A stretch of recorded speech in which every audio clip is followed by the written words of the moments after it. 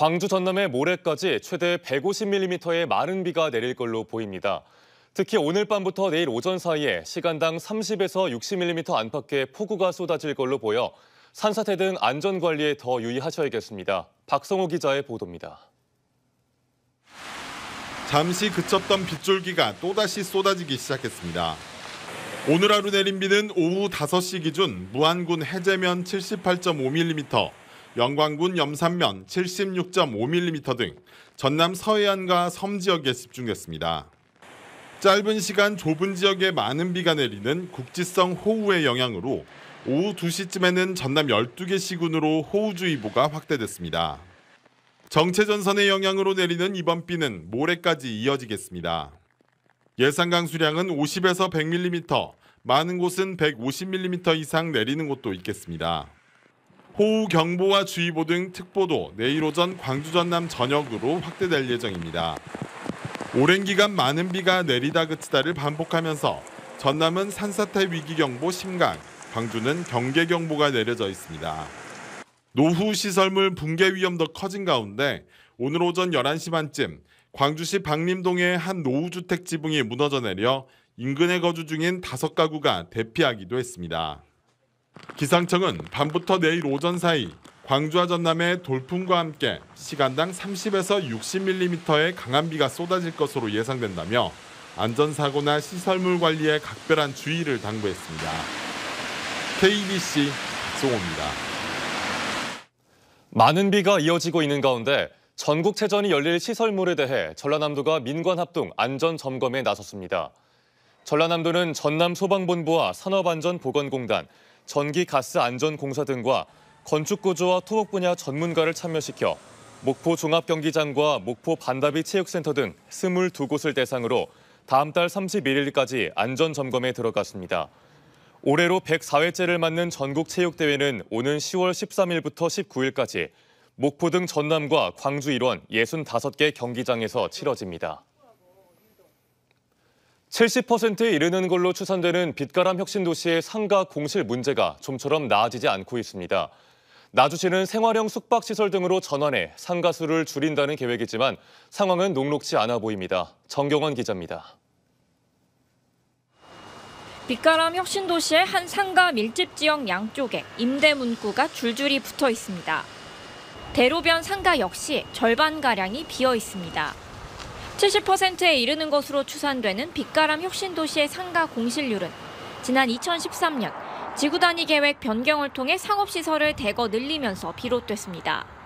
여기에 3만 9천 명대에 정체돼 있는 혁신도시 인구 문제와 경기 침체까지 더해지며 공실 문제는 날이 갈수록 심각해지고 있습니다. 임대료가 공공기관 입주 초기에 3분의 1 수준까지 떨어졌어도 임차인을 찾지 못하는 실정입니다. 지금 시설비도 내가 손해보고 주겠다. 더 나아질까지 아마 기대감이 없고요. 나아지는 어떤 이슈가 없어요. 지난해 나주시는 비어있는 상가를 생활형 숙박시설로 전환하겠다는 구상을 내놨습니다. 그러나 생활형 숙박시설에 대한 수요를 가늠할 수 없는 상태에서 시설 전환 비용을 부담해야 하는 건물주들의 호응을 얻지 못하고 있습니다. 때문에 나주시가 주도적으로 상가시설을 다른 시설로 전환하는 시범사업에 나서야 한다는 주장이 제기됩니다. 상가를 과밀합금 문제 해소를 위한 도심형 분교나 사회초년생들을 위한 청년주택 등으로 사용하자는 제안까지 나오고 있습니다. 예를 들면 5층짜리 건물은 2층 이하는 어차피 상가 들어야 되고 3층 이상으로 해서 하면은 가능하지 않을까. 그것만 시에서 분명하게 용도 변경을 해주고. 나주시는 오는 9월까지 빛가람 혁신도시의 공실률을 구역별로 정확히 파악하는 용역을 실시한 뒤 대책을 마련할 계획입니다. KBC 정경원입니다. 사건 담당 경찰관에게 잘 봐달라고 해주겠다며 금품을 받은 업자와 뇌물을 받은 경찰관이 징역형을 선고받았습니다. 광주지법 형사 7단독은 모 재개발조합장이 경찰 수사를 받게 되자 담당 경찰관에게 청탁을 해주겠다며 6,600만 원을 받는 등 경찰의 청탁 알선 명목으로 금품을 받은 혐의로 기소된 자영업자 64살 A씨에게 징역 1년 10개월을 선고하고 6,600만 원을 추징할 것을 명령했습니다. 또 사적 모임을 함께하며 친해진 A씨의 부탁을 받고 특정인의 형사사법 정보를 불법 조회 유출한 혐의로 기소된 경찰관 56살 B씨에겐 징역 1년에 집행유예 2년, 벌금 200만 원을 선고하고 추징금 300만 원도 명령했습니다. 여수해상에서 어선 두 척이 충돌했지만 다행히 인명피해는 없었습니다. 오늘 오전 10시 40분쯤 여수시 낭도 인근 해상에서 9톤급 낚시어선과 1톤 소형어선이 충돌하는 사고가 나 소형 어선에 타고 있던 80대 선장이 바다에 추락했지만 해경에 구조돼 현재 병원에서 치료를 받고 있습니다. 이 사고로 소형 어선이 침몰했는데 해경은 이번 사고가 선장들의 부주의로 인해 난 걸로 보고 정확한 경위를 조사하고 있습니다. 목포시내 음식점에서 육군 장교들이 만취한 채 소란을 피워 경찰이 출동하는 소동이 빚어졌습니다. 목포경찰서는 어젯밤 9시쯤 목포시 산정동의 한 음식점에서 취객들이 소란을 피운다는 신고를 받고 출동해 만취한 채 행패를 부리고 있는 육군 모 교육기관 위관급 장교 3명을 붙잡았습니다. 경찰은 이들이 주말 저녁에 함께 술을 마시다가 만취해 소란을 피운 걸로 보고 이들을 훈방 조치했으며 군 당국은 이들을 상대로 정확한 경위를 조사할 계획입니다. 광주 북구가 혁신 행정으로 전국 기초지방자치단체 중 유일하게 대통령상을 받았습니다. 행안부는 올해 혁신 우수 지방자치단체 61곳 가운데 기초지자체로는 유일하게 광주 북구를 2023년 정부혁신 유공 대통령상에 선정했습니다. 이에 따라 광주 북구는 혁신평가 최우수기관 인센티브 특별교부세 1억 원에 이어 정부혁신 유공 포상금 5천만 원을 추가로 확보해 구민 편익 증진에 활용할 수 있게 됐습니다. 광주 지역 5개 대학의 1,000원의 아침밥 사업에 광주광역시도 예산을 보태기로 했습니다.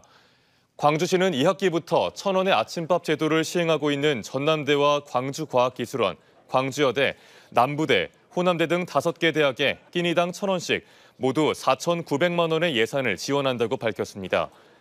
1,000원의 아침밥은 정부와 대학이 예산을 지원해 학생들에게 단돈 1,000원의 아침밥을 제공하는 제도로 학생들의 호응을 얻고 있습니다. 전라남도가 무안국제공항 전세기 유치를 위해 여행사에 지원한 인센티브가 효과를 거두고 있습니다. 전라남도는 코로나19 팬데믹 이후 무안국제공항에 국제선 전세기를 유치하기 위해 올 상반기 여행사들을 대상으로 1억 6,700만 원의 인센티브를 지급해 해외 관광객 2천여 명을 유치했습니다.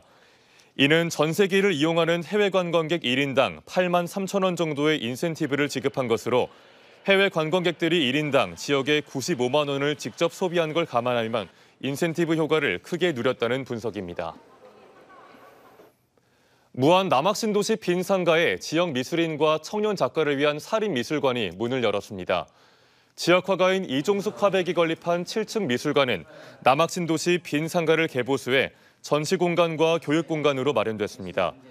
7층 미술관은 청년 작가전을 시작으로 앞으로 지역 꿈나무들의 영재 교육 등 예술 교육의 장이자 국내외 작가들의 소통의 장으로 활용될 계획입니다. 명량해전 대승리의 출발점이었던 장흥군 회진면 회령포에서 이순신 축제가 열립니다.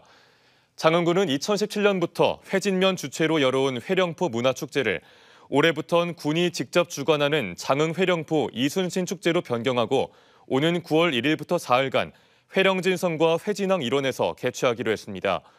장흥회진회령포는 이순신 장군이 12척의 판옥선을 보수했던 포구입니다.